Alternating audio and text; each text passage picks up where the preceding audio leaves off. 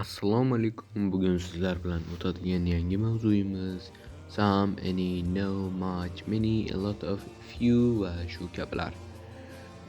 Bular xalq orasida, ya'ni o'zbek tiliga tarjima qilganimizda miqdorni bildiruvchi so'zlar bo'lib keladi. Kelinglar bugun some va any haqida gaplashamiz. Some o'zbek tiliga biroz deb tarjima qilinadi. Ishlatilishi asosan darak gaplarda keladi. Ya'ni sanaladigan va sanalmaydigan otlar bilan keladi. Masalan, some water, biroz suv. Keling buni ishlatilishiga o'tamiz. I need some books. Menga biroz kitoblar kerak. 2.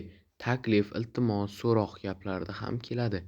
Masalan, would you like some croissant? Ya'ni sizga kurasan yoqadimi?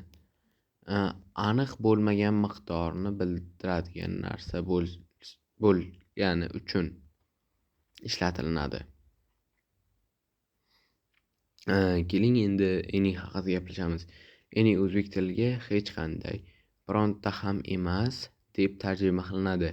So'roq va inkor gaplarda keladi. Eng muhimi so'roq gapda va inkor gapda. Masalan, do you have any money? Sizda biroz pul bormi? I don't have any money in the bank. Menda hech qancha pul bankimda yo'q. Har qanday ma'noda tasdiq so'zlarda ham kelishi mumkin. Albatta, bunaqa foydali kontentlar uchun kanalimga obuna bo'ling va like bosing. Bu juda foydali, ayniqsa siz uchun.